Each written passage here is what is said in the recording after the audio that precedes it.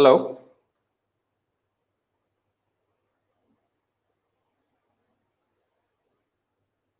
Hi. Hello, everyone. I'm Rohan Sylvester, and I'm a recruitment evangelist with the marketing team at Indeed India. Extremely happy to welcome you all to the third episode of Top Jobs in India, an initiative to help people find jobs. A a one of a kind series brought to you by Indeed and People Matters. For those of you who may not know, Indeed is the world's number one job site with over 25 crore job seekers using us across the globe, using us every month to find their next big opportunity. If you are looking for your next great opportunity, just like the 25 crore people across the globe, just log on to Indeed.com and start searching. Now, looking for a new job is probably one of the most difficult and stressful things that anyone has to do. There are so many things to consider. Will I be a perfect fit for the new role? What is the culture of the company that I want to be a part of? What will my onboarding process look like, particularly now? And there are several more questions that are typically rattling around in our brains while we're looking for and applying for new roles. And these questions are only amplified right now with everything that's happening and the fact that everything has gone completely virtual. So we thought, why not give everybody a first-hand view of what it's like to work for some of the top companies in India? And that's why we decided to have this hiring week. This initiative is a small effort by Indeed to help job seekers understand a little better and get a few insights into some of the top companies in India. With that, I'm thrilled to introduce our guest today, Mr. Prashant Bhatnagar, Director of Human Resources at Credit Suisse. Prashant has over 20 years of experience in building and leading high performing teams. And I am going to be picking Prashant's brain today with some really interesting questions to ensure that all our viewers who have joined us today understand Credit Suisse a little better. So thanks for joining us, Prashant, and thanks for taking the time today. Thank you, Rohan. Thank you for the opportunity. As you rightly said, these are challenging times for many amongst us, and any way we can help potential job seekers on what the employers are seeking today will be a step in that direction. So I look forward to sharing some of our perspectives and also answering any questions the audience may have. That's great. Now, before we jump into the questions, let me also give everyone a quick overview of Credit Suisse. Credit Suisse is a massive company, and I'm sure it does not need any introduction, but I think I will still take a couple of seconds to introduce the organization as well. Credit Suisse AG is one of the world's leading financial services providers and is part of the Credit Suisse group of companies. Their strategy builds on Credit Suisse's core strength, its position as a leading wealth manager, its specialist investment banking capabilities, and its strong presence in their home market of Switzerland. Credit Suisse currently employs approximately 48,000 people across the globe. And in India, Credit Suisse provides investment banking, brokerage, wealth management, and commercial banking services, as well as foreign exchange and debt capital market products. They also have several centers in India which provide services to the bank's divisions globally across various technology and business corporate functions. To all our viewers, if you want to know anything specific about Credit Suisse, please post your questions in the comment section, which is on the right side of your screen. If you're watching this episode on Facebook or YouTube channels, it will look very similar and the questions can be posted on the right. Feel free to post your questions and we'll try and answer most of them. So keep the questions flowing. And let's dive into the Q&A section with Prashant. The first thing.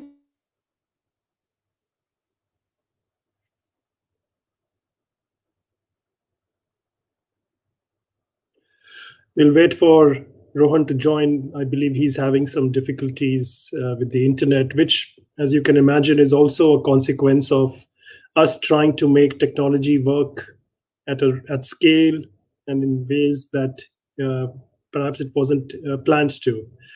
And I know what Rohan was planning on asking as to potentially some of the steps that we may have taken as an organization.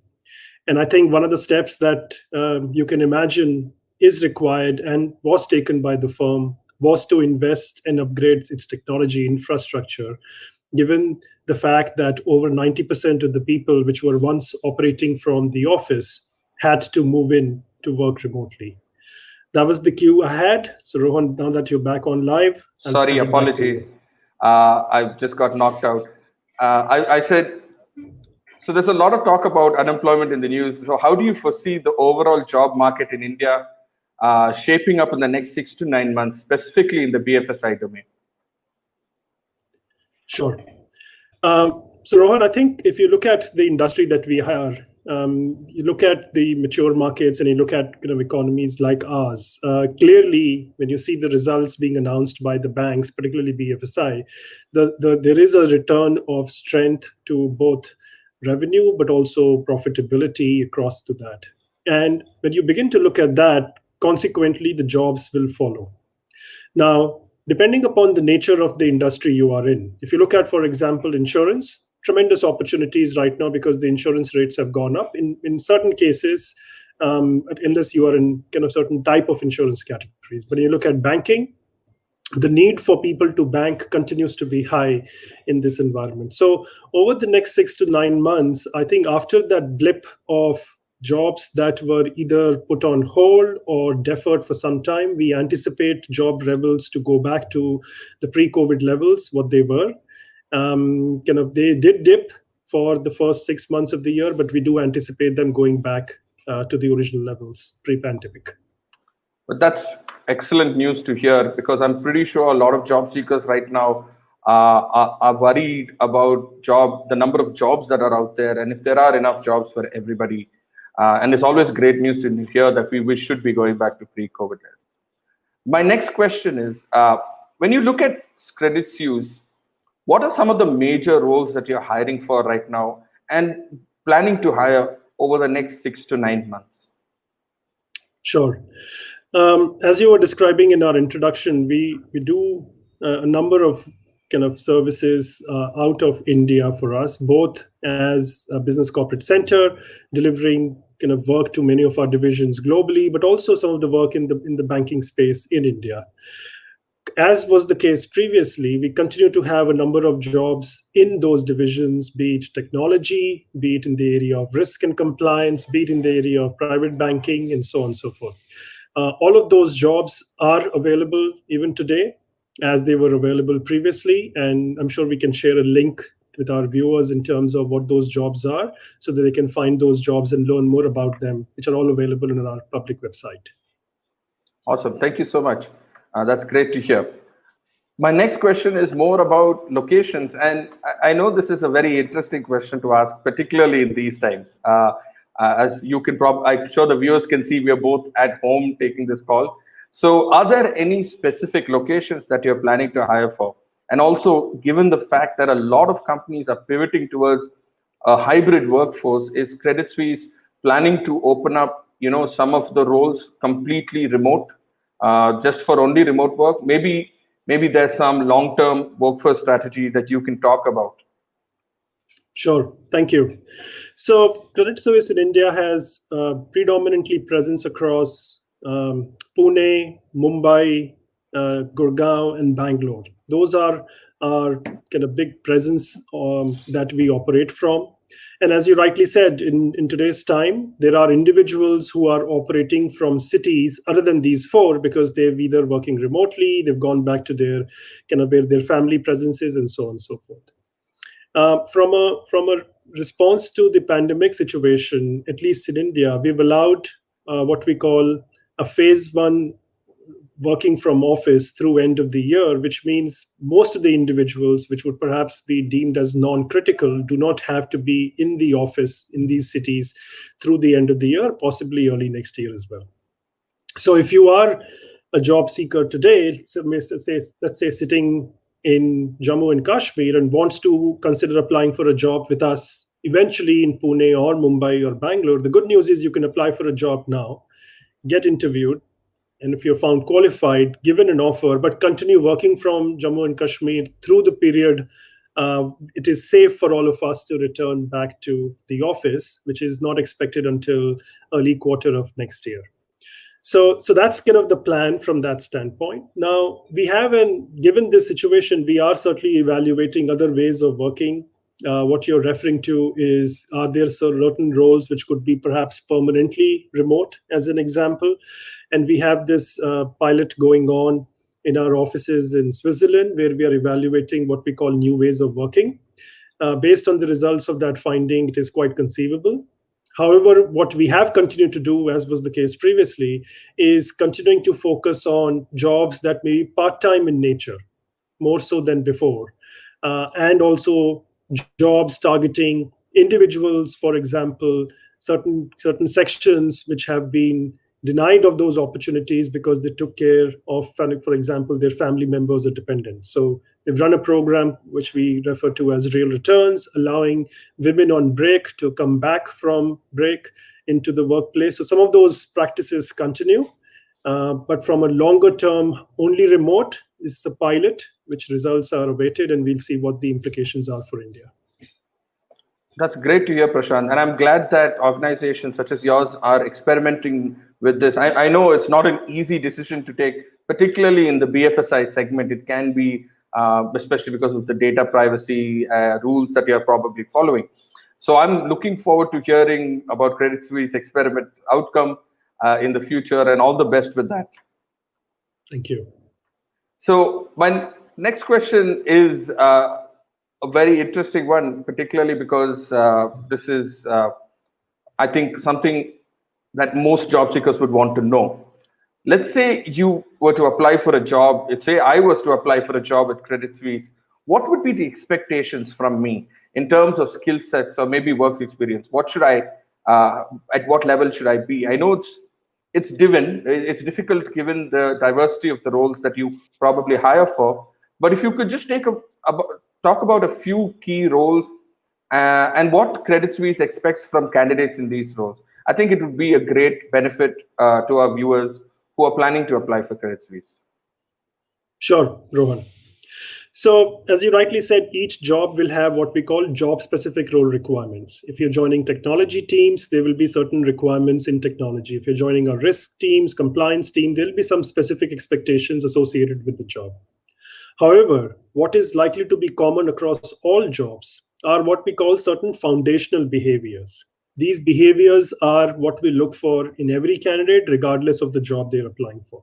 For example, are individuals focused on self-learning? And how have they kept themselves up to pace in terms of the developments and advancements in their field? As an example, we believe is going to be foundational regardless of the job you're applying for.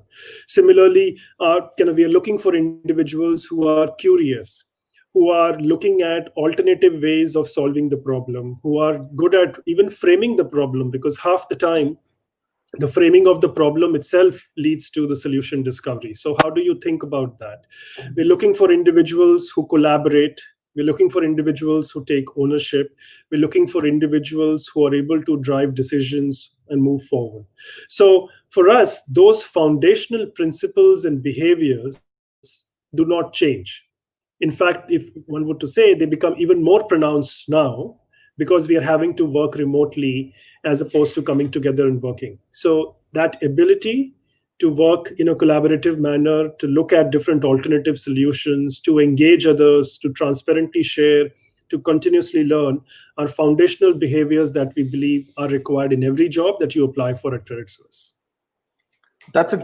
Thanks for that great answer, Prashant. And it really highlights that in these times, and I'm hearing this from several organizations, self-motivated, self-learning, particularly since you're working from home, that's going to be a big ask from organizations for job seekers.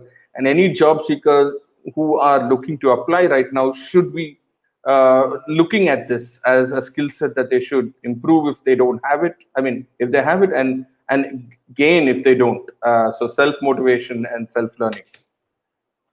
My next question is a bit of a personal one, and I think something most people here could, if they're working still, could kind of relate to. 8 months back, all of us suddenly started working from home, and I still remember that day very vividly. It was March 6th when all of us at Indeed started working from home, and I was very unsure of what the experience would look like. And honestly, for me personally, the role that I have involves me visiting clients at their offices and discussing things with them. So that just completely changed overnight, right? And 8 months later, I can say that it has been a great journey for me. Like, I have truly enjoyed this opportunity to work like this. It has forced me to change a lot about myself. And I mean change for the better, obviously. And I wanted to understand from you how it has been with Credit Suisse. Has Credit Suisse made any major changes to, say, the assessment and interview process for candidates during this pandemic? Yes, indeed, Rohan. I think each one of us can perhaps kind of narrate the experience, what they were doing when they first became aware of this decision to be potentially staring at a long-term working remotely situation. And some organizations had started to move in that direction. I remember Credit Suisse had already started to move into a split rotation arrangement prior to the formal announcement of lockdown, and some of our offices had already moved in that direction. And then eventually, when the lockdown information came, we had to ensure, obviously, first and foremost, the health and safety of our employees and enabling an infrastructure which allows individual in a safe and controlled environment to be able to access work and work related things. So we had to invest significantly in technology. We had to invest significantly in helping managers build trust and empathy, because while you can have technology, despite its kind of own challenges and advantages, kind of still cannot substitute for trust. And trust is the foundation for individuals to be able to delivering to their best and individuals to be progressing. So the foundational investment in technology, in addition to how can you build trust in a remote environment, how can you build empathy, became kind of paramount importance. And in fact, we were kind of pleasantly surprised to see some of the managers display that on their own. Once that happened, then what became important for us to do was to make sure we are able to replicate an objective, fair, unbiased evaluation in a kind of technique which was predominantly prevalent in a physical world to a virtual world. So greater reliance on assessments, greater reliance on training on managers on how to conduct bias-free, what we call behavioral interviews, greater reliance on bringing in more objectivity by making sure our interview panel is of diverse individuals. It doesn't limit one's chances of being considered, because kind of there will be instances when we will have kind of unfortunate, unexpected power blackouts, and those are things that one cannot plan for, but sometimes these things happen. So making sure that decisions on evaluation are not based on those instances. We've also realized some individuals are good at interviewing in a remote setup, and some people perhaps take some time. So we've been running sessions with prospective candidates on how to interview remotely, what to keep an eye out for, what not to do, as an example. So some of those aspects, and a great example of that, something which we share, is avoid use of virtual backgrounds, because while on one hand it may seem like you're trying to minimize the distraction of the background, and maybe you're pretending to be at a beach or a seaside or somewhere, what sometimes it does is it takes away the substance of the conversation. It is okay for people to see what's behind my background. That's going to be, everybody recognizes we are operating from remotely, perhaps most probably our homes. I'm in my son's room, as an example, and that's what the pictures are of him at the background, and that is okay. I don't think we need to be apologetic about it. So some of these simple things, I think we allowed candidates to look at it. But again, like I said, I go back to the foundational things of what we assess for do not change.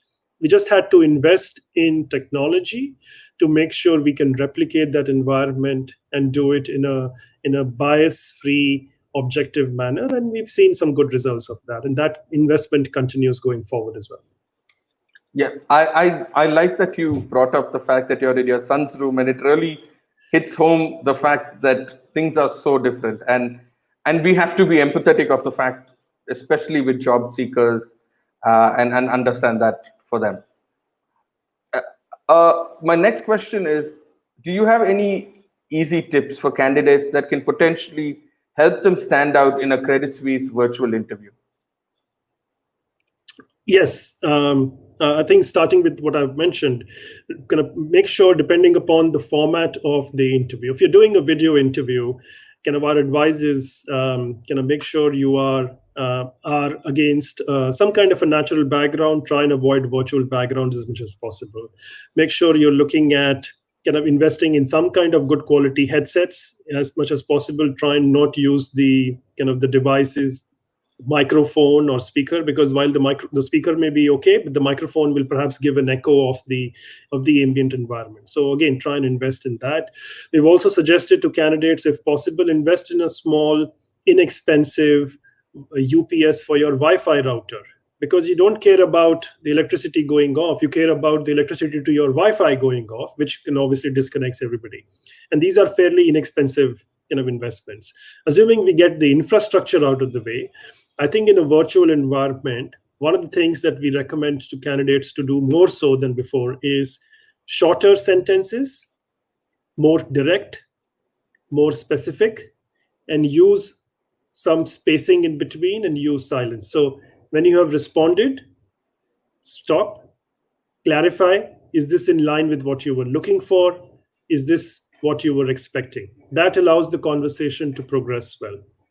Some of the other things that we've also seen is use an example wherever possible.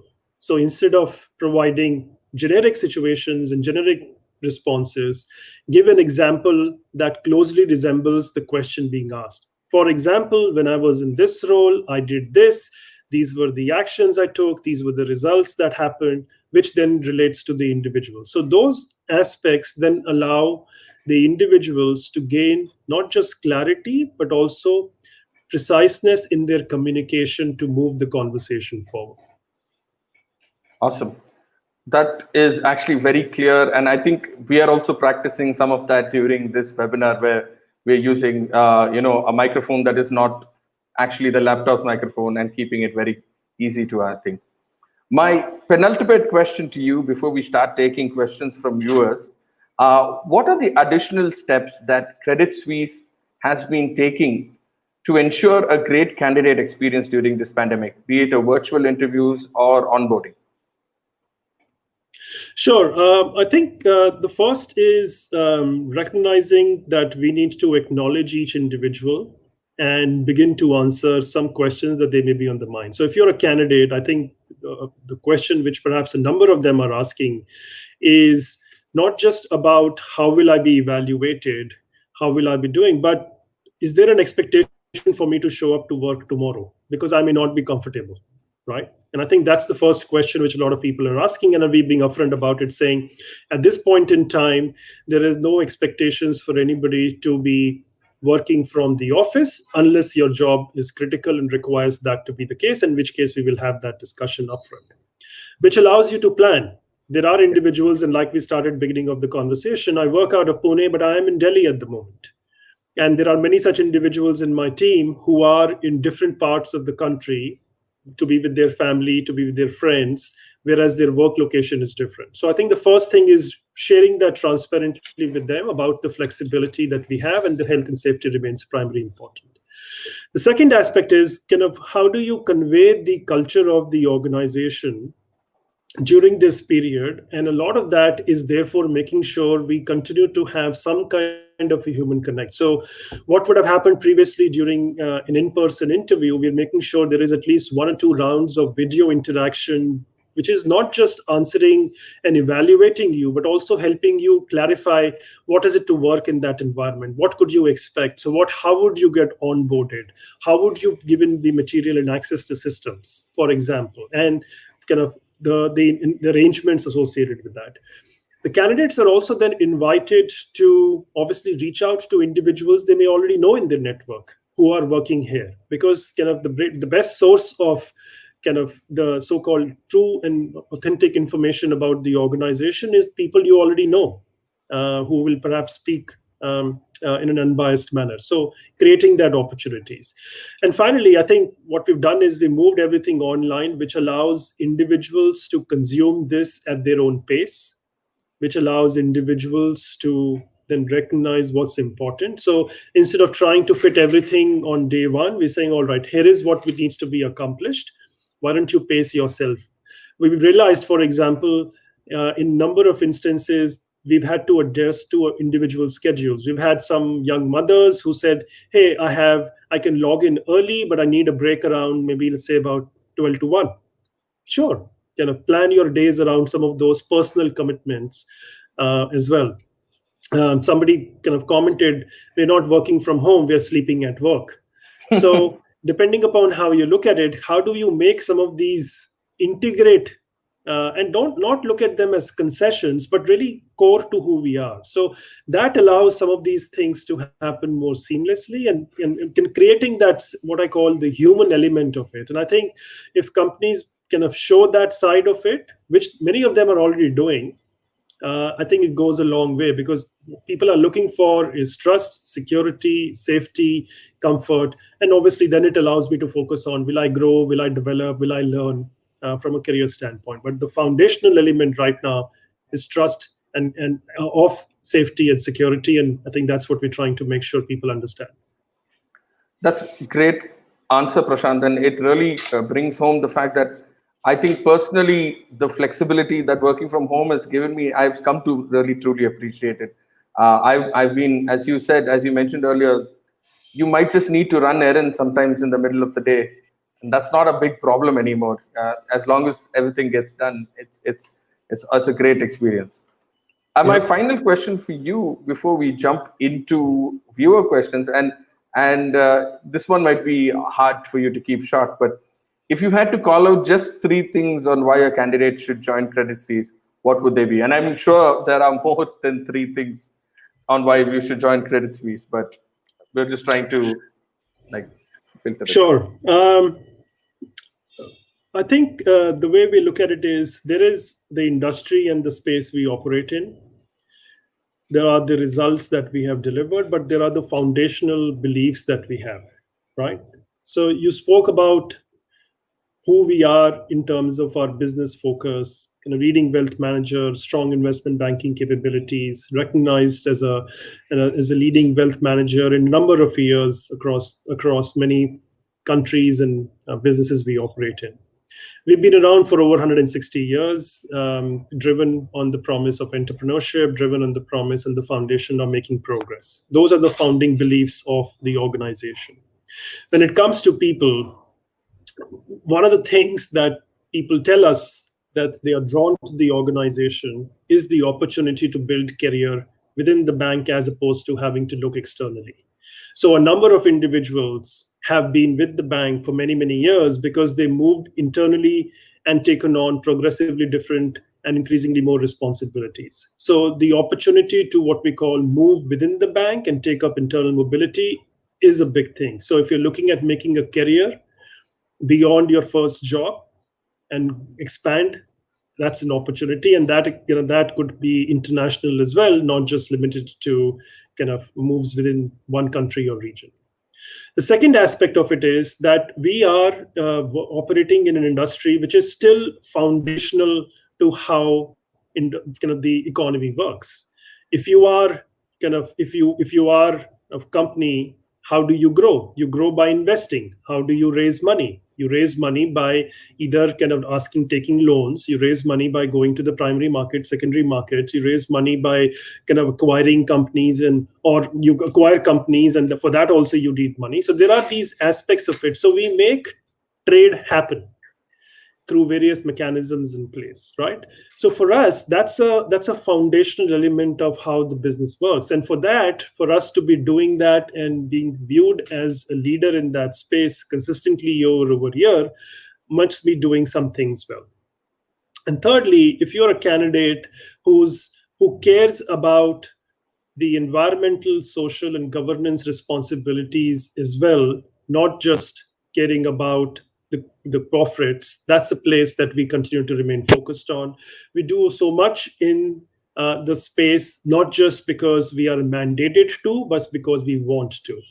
And that for us is a big example of how we are enabling many of these communities we operate in advancing, whether it is the helping the youth kind of stay away from situations which will get them into dangerous territories, by helping them gain life skills, education skills, by helping girl childs kind of again gain meaningful skills. So our contribution in the communities that we work in also allows us to move forward. So those are the things I would say. If you're looking for building a career in an industry which is foundational to how trade gets done and kind of operate with the player which is recognized, I think that's who we are. We are a company which allows one to build career in the organization as opposed to having to move outside. So you can have many years in different roles within the organization. And finally, it matters to us in the communities we serve and operate in, and giving everybody an opportunity to contribute toward that is of importance to us. And if any of these things appeal to you, then absolutely check out some of the jobs that we have on our website. Excellent. I really love that the fact that supporting the community at large is a big part of what is to work at Credit Suisse, because I have heard from several job seekers that it's a very big convincing factor for them. With that, we're going to start open to the Q&A section with viewer Q&As. All our viewers, you can please continue to put in your questions for Prashant in the comment section, and we'll take up and answer as many as possible. By the way, you can apply for jobs at Credit Suisse on the link provided in the comments, pinned on top of the comments page. Also, in case you missed that, now you can also, there is also a link to the jobs live on the campaign page right now. So please go ahead and if you feel that Credit Suisse is the right company for you and you think you can bring value to the organization, I highly urge you to go ahead and apply for that job. And let's get started with some of the questions. First question, what is Credit Suisse strategy to hire freshers in 2021? Are there any campus recruitment plans that you can talk about? I know this is a big question for many people. Sure. Credit Suisse continues to tap into campus as we were doing previously. We recruit from a number of business schools, engineering schools, graduate schools, for a variety of jobs, not just in technology, but also in areas of risk finance. In fact, in 2021, we have upwards of 200 internship opportunities up for grabs, and you can learn more about some of these again on our website to learn about what we have. Excuse me, as many of you are familiar, the campus recruiting season has already started. So we're already visiting colleges, albeit virtually, on a Saturday, on a Sunday, over a Zoom platform, perhaps not necessarily physical presence and visits. So some of these things have started. We recruit from a select set of colleges and universities, and those activities are already underway. And we see no change in our approach to bringing on talent, which is fresh, which allows us to gain from their experiences and unique perspectives. Excellent. My next question, you may have answered a little bit of this already, so you can just build on that. What is the plan for remote onboarding of new joinees by Credit Suisse? How do you ensure that training and team rapport is built in a seamless manner? And that's I just want to add to that question. There is this level of knowledge that comes officially through the organization, and then there is knowledge that comes unofficially through your peers, and I feel like some of that is lost. So how is Credit Suisse trying to overcome some of those with your onboarding? Yes, no, absolutely. You're right about it. I think the way to think about it is there are what we call systems related onboarding. You need to make sure you have access to our systems. You need to make sure you have access to all the benefits, enrollment, and kind of all of those aspects of it. And then there is the onboarding associated with knowledge, onboarding associated with your specific job, onboarding associated with what the responsibilities of you will be in that place.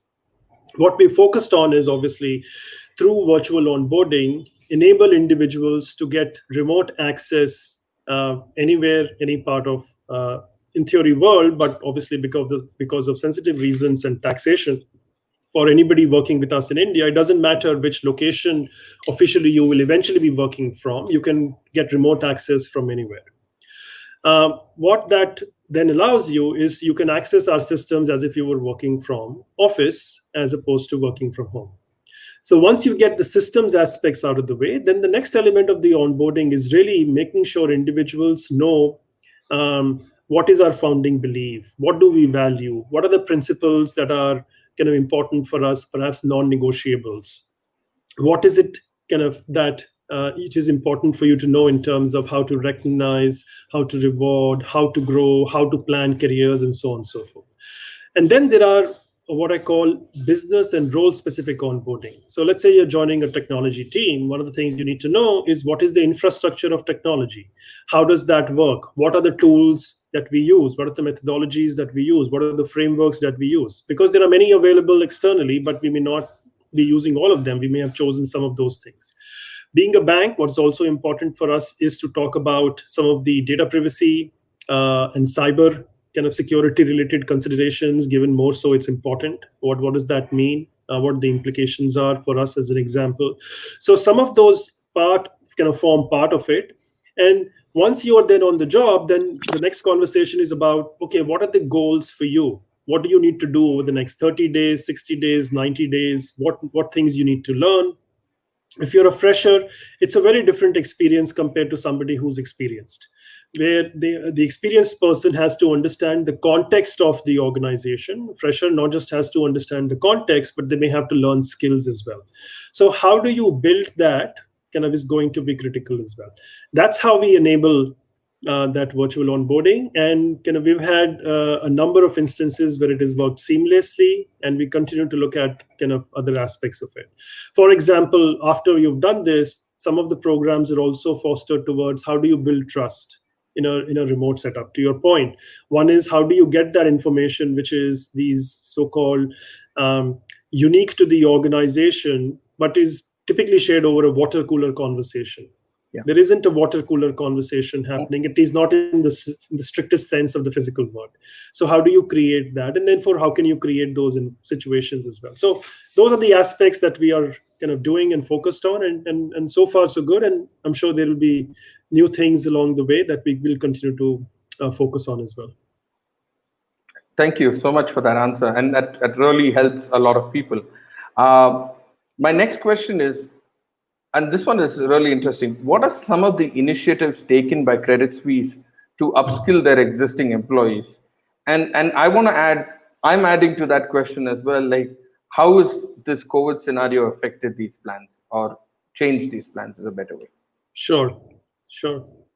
So let's try and kind of answer the question both in terms of skilling initiatives, but also the role of the organization and the individuals. The way we look at it is, so firstly, kind of COVID situation necessitated that everything moved to a virtual format, not just our onboarding, but also our learning, right? Some learning which was being delivered in a classroom format through instructor-led, as we said, kind of had to be moved to a virtual environment. So that kind of meant some of those programs initially had to be deferred before they can be rolled out in a virtual setup.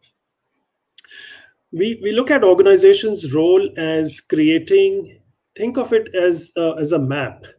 And the map provides visibility into different possible career trajectories one can take. What one wishes to take is unique to them. We are not prescribing that you take this path versus that path, because what appeals to one individual may or may not appeal to the other individual. Associated with those kind of career maps are a set of core capabilities. These are capabilities associated with the job. So for example, if you are in a field where there is a lot of manual work being performed today, you realize there is an automation coming along the way. So how can you build new skills and perspectives around automation? And again, there are various tools associated with automation. It could be simple and too sophisticated.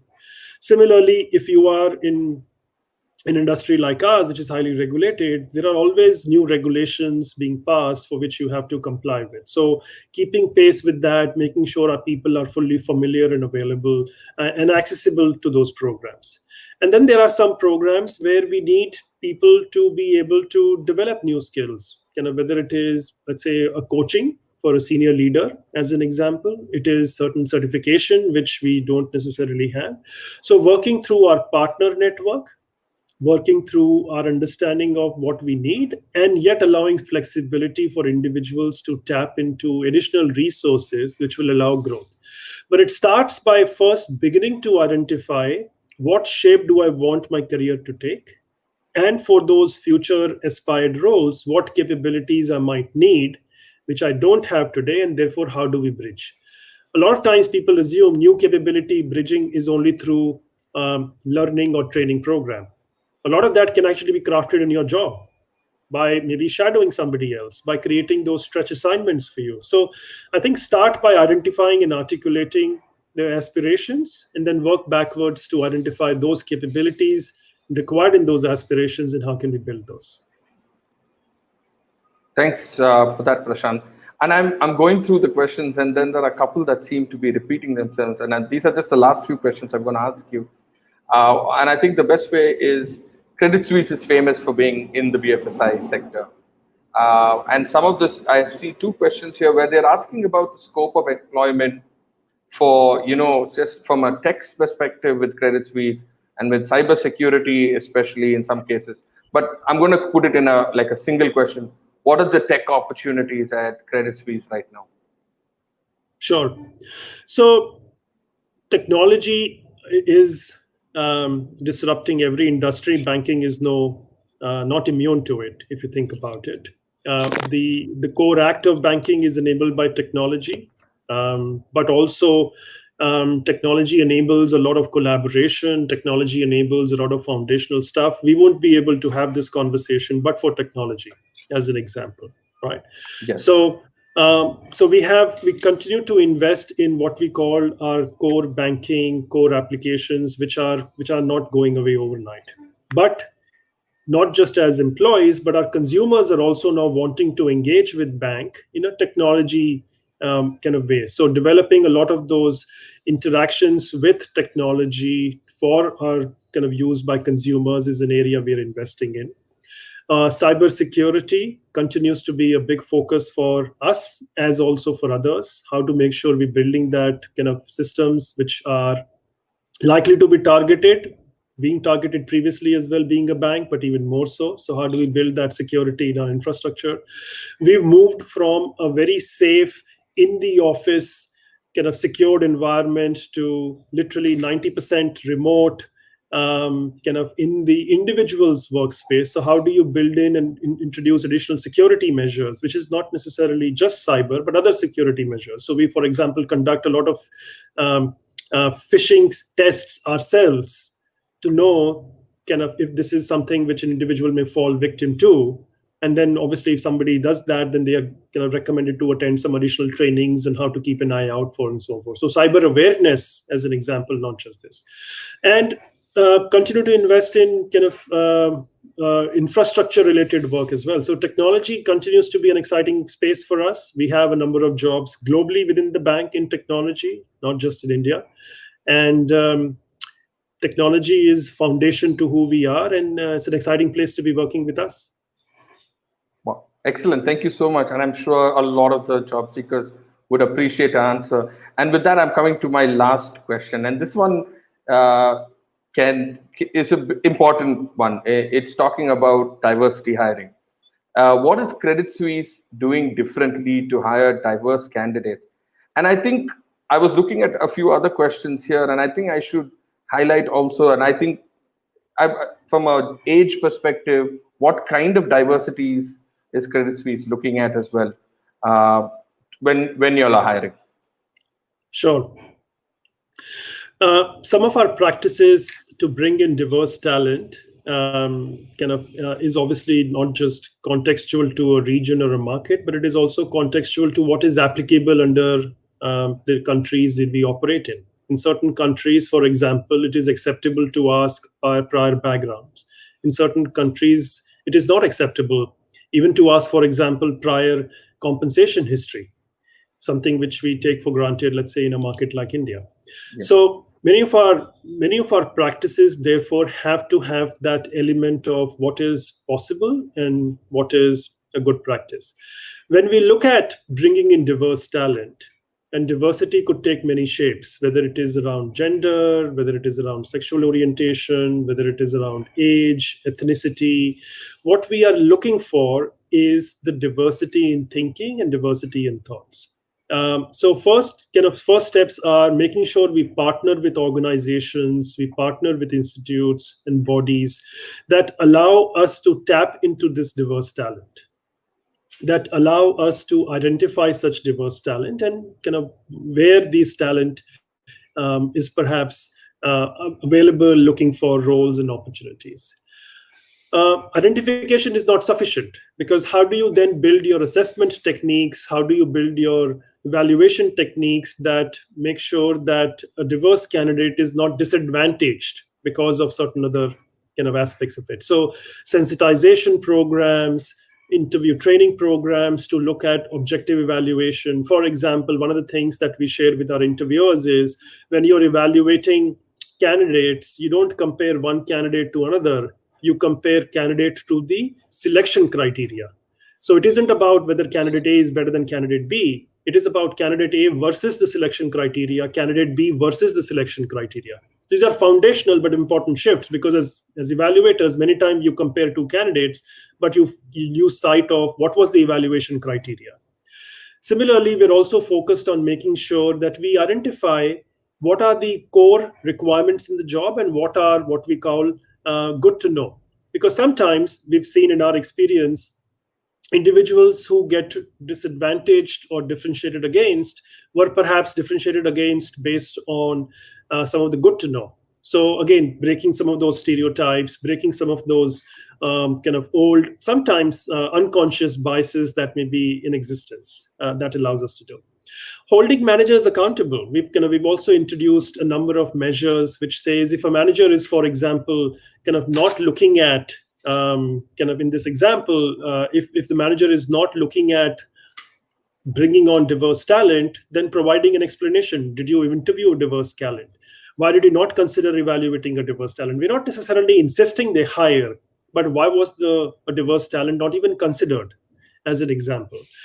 And a lot of those tracking mechanisms along the way. So I think those are some of the things being focused on, right from identification to sensitization to training to clarifying some of the do's and don'ts, making sure our evaluation criteria are fair, transparent, kind of bias free, and then making sure those integrations happen. I think some of those techniques have worked well for us, and then constantly measuring, constantly evaluating what is working, what isn't working is important. We also invest in certain tools which allow us more diverse candidates and applications to apply. There are some tools like that based on how the certain jobs are worded. It allows greater diverse applications to come in. So a lot of that investment and focus is something we continue to look at. Thanks, Prashant. That is a lot of work that Credit Suisse is doing to make sure you're hiring diverse. I have to really commend you on that. I think diversity it can be the success. There are a lot of studies that say diverse organizations tend to be more productive, more successful as well. And I'm really looking forward to this. And that sort of brings us to the end. Thanks so much, Prashant, for being a part of this and for giving us this sneak peek, as I would say, into Credit Suisse and its hiring. Thank you, Rohan, for the opportunity. I hope your audience found this useful, and you can learn more about it on our website and also learn about the jobs that we have. But thank you again for the opportunity. Thanks, Prashant, and thanks so much. I'm sure the audience found this really interesting. I apologize if we couldn't get to your answers. I apologize for the small technical glitches in the beginning. Everything ended on a good note. And that's all for now, but we will be live again today at 4 p.m. with UST Global. So please don't forget to tune in then as well. Thanks, everybody, and have a great day.